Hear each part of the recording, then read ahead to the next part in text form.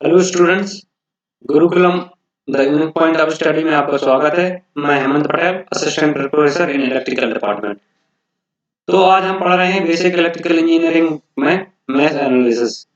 Math analysis काफी important है क्योंकि इसी से स्टार्टिंग होती है इलेक्ट्रिकल इंजीनियरिंग की। तो कैसे इसमें करंट का फ्लो होता है, किस तरह से इक्वेशन बनती है, ये हम देखते हैं और इक्वेशन का यूज करके हम किस तरह से करंट या वोल्टेज फाइंड करते हैं या पावर निकालना रहती है। तो आइए देखते हैं। सबसे पहले मैश एनालिसिस की अगर हम बात करें तो ये बेस्ड होता है केवीएल पे, जो कि हमने पढ़ा था Kirchhoff voltage law. Kirchhoff voltage law पर बेस्ड होता है मैश एनालिसिस। नोडल एनालिसिस होता है केसीएल। किरचॉफ करंट लॉ पर नोडल एनालिसिस बेस्ड होता है। तो हम जैसे कभी भी करंट अगर रजिस्टर से इंटर करता है, जहां से भी हम उसको, ये जनरल वे है, जैसा कि मैं साइन असाइन करता हूँ उसको प्लस बोलते हैं और उसके बाद वाला सिरा रहता है माइनस। अगर अगर प्लस से अगर रहेगा तो वो रहेगा इस तरह से हो जाएगा, तो इसका आ जाता है आई आर। अगर माइनस, अगर साइन दिया है, गिवन है पोलैरिटी, तो इसमें आ जाएगा माइनस आई आर। तो अब देखिए, अगर कोई इक्वेशन इस तरह से है, सपोज इसमें करंट आई वन की डायरेक्शन डाउनवर्ड है और आई टू की डायरेक्शन है अपवर्ड, तो इसमें बनेगा I one minus I two. ठीक, अभी हम एक क्वेश्चन करेंगे, उसमें पूरा समझ में आ जाएगा। ये सिर्फ आपको बेसिक कंसेप्ट समझाने के लिए है। अगर दोनों में डायरेक्शन डाउनवर्ड है, इसकी भी आई वन और इसकी आई टू, तो इसको क्या बोलेंगे, I one plus I two. ये हो जाएगा। तो कहने का मतलब, जब प्लस से एंटर करता है तो उस केस में भी इक्वल टू होता है आई आर, और जब माइनस से एंटर करता है तो उसमें माइनस आई आर हो जाता है। दो बातें हो गई। तीसरी बात में हमने बताया, अगर अपोजिट डायरेक्शन है, देखो इसमें क्या है, नीचे डाउनवर्ड है आई वन का और आई टू का क्या है, अपवर्ड है, तो अपोजिट अपोजिट कर रहे हैं एक दूसरे का। तो उस स्थिति में क्या हो जाएगा, I one minus I two. चौथा केस हम पढ़े हैं, अगर दोनों डाउनवर्ड है, इसमें मतलब सेम डायरेक्शन है, जो आई वन की डायरेक्शन है वही आई टू की है, मतलब डाउनवर्ड है, तो प्लस आ गया I one plus I two. ठीक है, ये इतने कंसेप्ट हो गए। अब इन्हीं कंसेप्ट को यूज करके हम मैथ इक्वेशन सॉल्व करते हैं। सपोज कोई क्वेश्चन आपको ये दिया है, इसमें आपको ध्यान रखना है, सबसे पहले आपको करंट अगर निकालने के लिए बोले कि इसका करंट या पावर निकालने के लिए बोले, तो अपन को कैसे निकालना है। सबसे पहले हम लूप में इक्वेशन बना लेंगे। लूप में इक्वेशन बनाने के लिए कोई सी भी इक्वेशन मान लो। सपोज करंट इसमें आई वन बह रहा है, इसमें आई टू चला गया, इधर क्या बचेगा, I one minus I two. ठीक है, तो अब इसका हम इक्वेशन बनाते हैं। ठीक है, अब इसमें क्या है, करंट हमने बताया जहां से इंटर होता है उसको प्लस असाइन कर दो, तो इसमें भी करंट इंटर हो रहा है, इधर भी हो रहा है। ये सबसे पहले असाइन करते हैं। कहने का मतलब, जहां से करंट इंटर हो रहा है उस पॉइंट को प्लस असाइन कर दो। इसमें से आई वन इंटर हो रहा है इसलिए मैंने इसको प्लस कर दिया, इधर से आई टू इंटर हो रहा है इसलिए मैंने प्लस कर दिया, और इधर से आई वन इंटर हो रहा था, I one minus I two enter हो रहा था, इसलिए मैंने यहाँ पर प्लस कर दिया। अब ये है लूप तुम्हारा वन, ये है लूप टू। अब लिखना है सबसे पहले, जैसे मैं बताता जा रहा हूँ आप वहां से लिखना है, KVL in loop one. Loop one में अपने को केवीएल लगाना है। अब देखो, आपको केवीएल लूप वन में लगाना है और इसमें बाद वाला साइन आपको ध्यान रखना है। इसमें बाद में क्या है, प्लस है, इसमें क्या है, माइनस है, इसमें माइनस है, इसमें माइनस है। तो आपको बाद वाला साइन लगाना है। किरचॉफ वोल्टेज लॉ क्या बोलता था, rise in voltage equal to drop in voltage.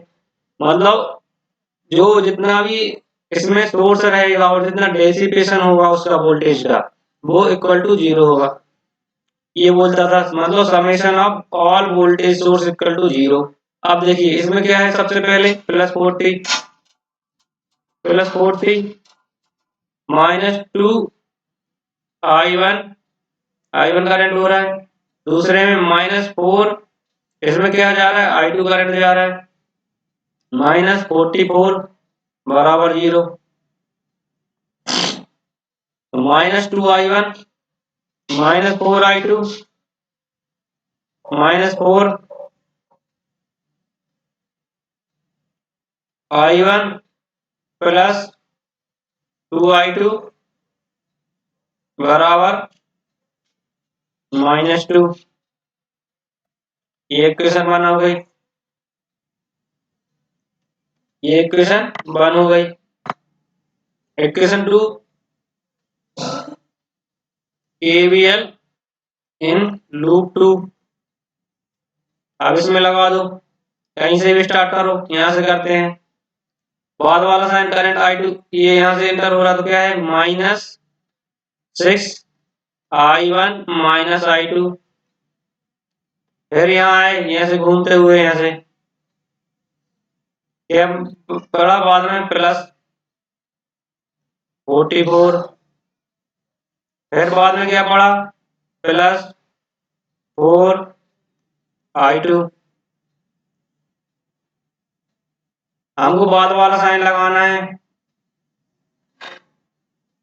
बराबर 0।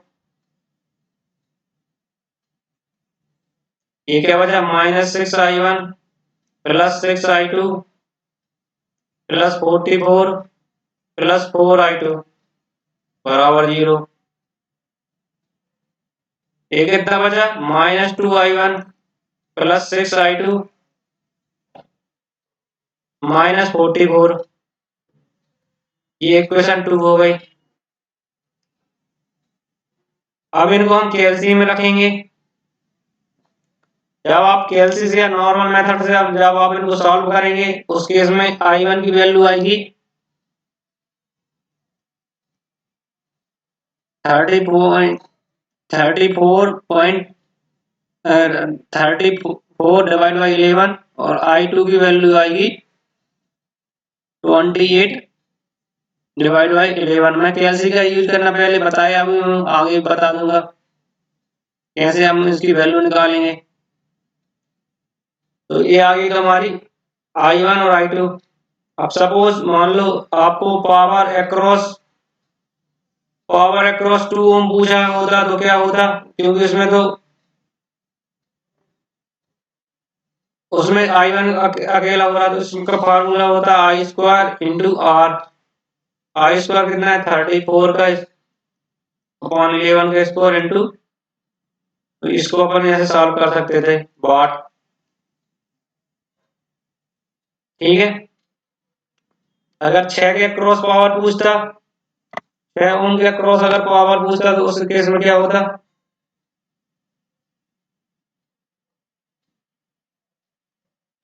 उस केस में होता I, इसमें क्या है, I1 -I2 का स्क्वायर इंटू 6।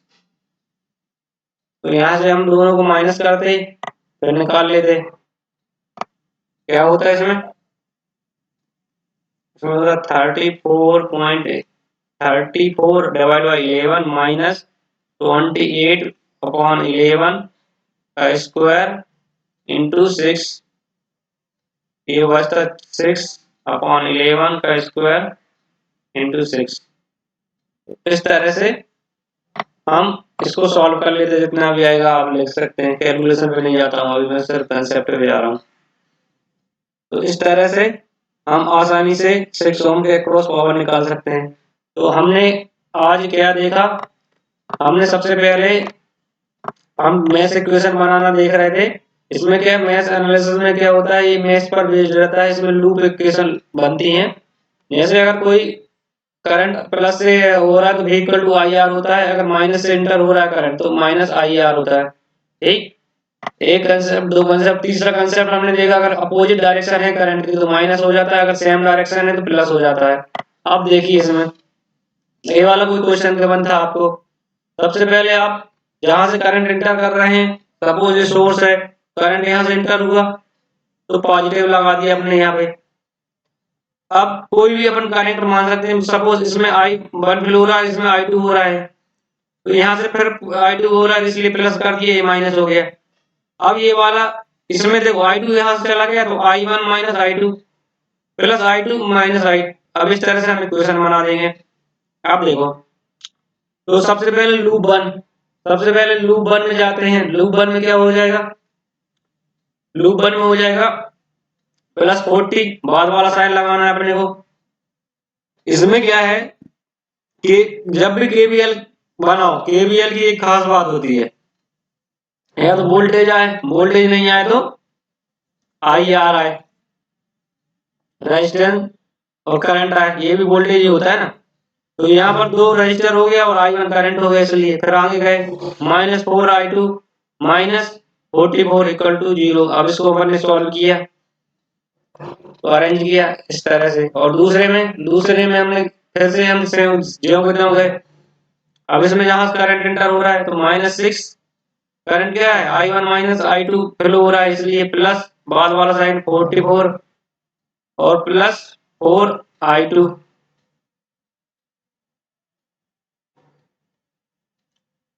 तो इस तरह से हम इसको सॉल्व कर सकते हैं।